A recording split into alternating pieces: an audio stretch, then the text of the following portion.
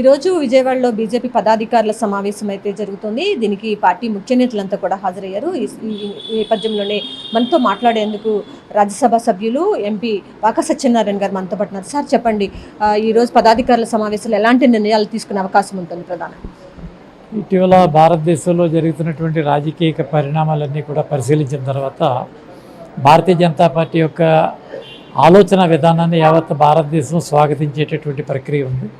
కాబట్టి బీజేపీ నేతృత్వంలోని ఎన్డీఏ మరింత బలపడేటటువంటి అవకాశంగా డబుల్ ఇంజిన్ సర్కారు చక్కగా సవ్యంగా సాగేటటువంటి విషయంగా ప్రజలకు మేలైనటువంటి పరిపాలన అందిస్తూ భారత్ని ప్రపంచంలో అగ్రగామి దేశంగా తీసుకెళ్లేటటువంటి ప్రయత్నంలో భాగంగా ఆంధ్రప్రదేశ్ రాష్ట్రంలో కూడా భారతీయ జనతా పార్టీ తన యొక్క పెర్ఫార్మెన్స్ ఏదైతే ఉన్నదో దాని యొక్క తన ఫలితాన్ని బాగా పెంచేటటువంటి ప్రయత్నం కోసం కొన్ని కీలకమైనటువంటి నిర్ణయాలు తీసుకోవడం కోసం సమావేశం ఏర్పాటు చేశారని తెలియజేస్తాను. ఇప్పుడు తమిళనాడు రాజకీయాలని బీజేపీ పార్టీ ఏ విధంగా చూస్తోంది? అంటే విజయ్ తరపున సోషల్ మీడియాలో కూడా చాలా పెద్ద ఎత్తున మద్దతు లభిస్తూ ఉంది. ఎలా చూస్తున్నారు ఈ పరిణామాలన్నీ?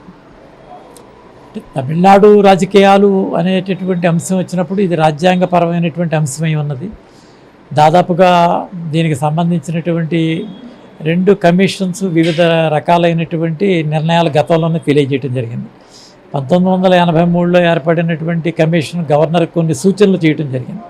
అయితే 44 సంవత్సరాల తర్వాత ఆ సూచనల ప్రకారం మరి మారినటువంటి స్థితిగతుల్లో వాటిని ఫాలో అయ్యేటటువంటి పరిస్థితి లేదు.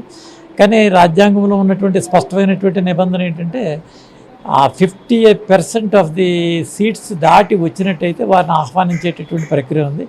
సింగిల్ లార్జెస్ట్ని పిలవడం వల్ల బేరసారాలు జరిగి మళ్ళీ ఆ ప్రభుత్వం కూలేటటువంటి ప్రమాదం ఉన్న కారణంగా గవర్నర్ తన యొక్క విచక్షణాధికారం మేరకు ఆ ప్రాంతంలో ఆ రాష్ట్రంలో ఉండుకున్నటువంటి పరిస్థితులు సమీకరించిన తర్వాత వారు తీసుకున్న నిర్ణయంగా భావిస్తున్నాం. వాస్తవంగా ఇందులో బీజేపీకి సంబంధించినటువంటి ఆలోచన కానీ బీజేపీ యొక్క ప్రభావం కానీ ఇందులో ఏమీ లేదని చెప్పి తెలియజేస్తాం. అంటే అక్కడ విజయ్ గెలిచిన తర్వాత కూడా కొంత ఇక్కడ వైసీపీ శ్రేణులంతా కూడా ఆయన జగన్ ఫోటో పెట్టుకోవడం వల్లే కూడా గెలిచారని చెప్పి కూడా వ్యాఖ్యలు చేశారు. దీన్ని ఏ విధంగా చూస్తున్నారు బీజేపీ? ఇది హాస్యాస్పదం కదా. జగన్ గారి ఫోటోకి విజయ్ గారి ప్రచారానికి సంబంధం దానికి దీనికి సంబంధం ఏంటి ఏమన్నా ఉంటే కొద్దిగా ఏమన్నా కర్నూలు ఆ ప్రాంతంలో దాన్ని ఆనుకున్నటువంటి కొద్ది ప్రాంతాలు ఏమన్నా చిత్తూరును ఆనుకున్నటువంటి కొన్ని ప్రాంతాలు ఏమన్నా కొద్దిగా ప్రభావం ఉండొచ్చు తప్ప దానికి దీనికి సంబంధం లేదు.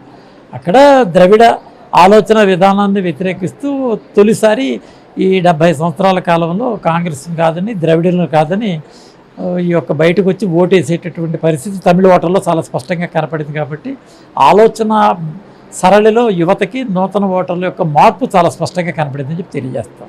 పశ్చిమ బెంగాల్లో కూడా ఎప్పుడూ లేని విధంగా బీజేపీ కైవసం చేసుకుంది.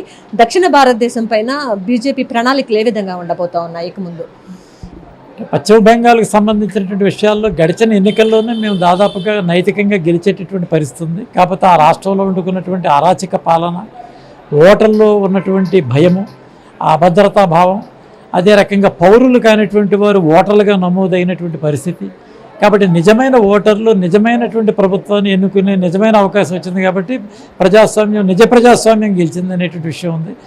మమతా బెనర్జీ గతంలో గెలిచింది ప్రజాస్వామ్యం కాదు. ఆ ప్రజాస్వామ్యం తనకి నచ్చినటువంటి ఓటర్ని నమోదు చేసుకుని ఆ రోహింగ్యాల్ని ఇతర ప్రాంత వారందరినీ కూడా వారిని ఓటర్లుగా నమోదు చేసి గెలుపుకుంటూ వచ్చింది.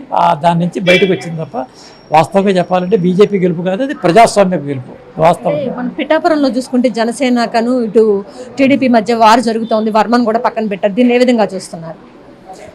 సహజంగా రాజకీయ పార్టీలు కొన్ని సమస్యలు ఉంటాయి. అయితే దీన్ని పరిష్కరించడం కోసం అంతర్లీనంగా సమన్వయ కమిటీలు ఏర్పాటు చేసుకోవాలి. ఆ స్థాయి వచ్చిన తర్వాత 2 పార్టీల యొక్క అగ్రనేతల యొక్క సత్సంబంధాలు బాగున్నాయి. కాబట్టి ఖచ్చితంగా దానికి సంబంధించి వారి ఇరువురు నేతలతో మాట్లాడి అది టీ కప్పులో తుఫానుగా సమస్య పోయేటటువంటి అవకాశం ఉందని తెలియజేస్తాను. ప్రధానంగా చూసుకుంటే పంచాయతీ ఎన్నికలు త్వరలో రాబోతున్నాయి. దీన్ని ఏ విధంగా చూస్తున్నారు? పార్టీని క్షేత్రస్థాయిలో బలోపేతం చేయడానికి ఎలాంటి చర్యలు చేపట్టింది బీజేపీ? 73, 74 రాజ్యాంగ సభలో జరిగిన తర్వాత పెద్ద ఎత్తున కేంద్రం యొక్క నిధులు గ్రామాలకు నేరుగా మళ్లించడం, విలేజ్ సెక్రటేరియట్ ఆధారంగా ఆ గ్రామాల యొక్క అభివృద్ధి జరుగుతుంది. ఇప్పటికే కేంద్రం విడుదల చేసినటువంటి అన్ని రకాలైనటువంటి నిధులతోటి ఆయా ప్రాంతాలన్నీ కూడా అభివృద్ధి చెందుతూ ఉన్నాయి. కాబట్టి స్థానిక సంస్థల యొక్క బలోపేతం ఆధారంగానే ఆ గ్రామాల అభివృద్ధి చెందుతుంది. గ్రామాల ఆధారంగా పట్టణాలు, పట్టణాల ఆధారంగా మండలాలు, మండలాల ఆధారంగా జిల్లాలు, జిల్లాల ఆధారంగా రాష్ట్రం అభివృద్ధి చెందాలనేటటువంటి ఈ 3 అంచెల విధానంలో ఈ ఎన్నికలు చాలా కీలకమైన తరుణం. మాకు వచ్చేటటువంటి అన్ని రకాల అవకాశాలు కూడా దీని ద్వారా ఉపయోగించడం, పెర్ క్యాపిటల్ ఇన్కమ్ గ్రాంట్స్ని కూడా బాగా వాడేటటువంటి పరిస్థితి ఉంటుంది.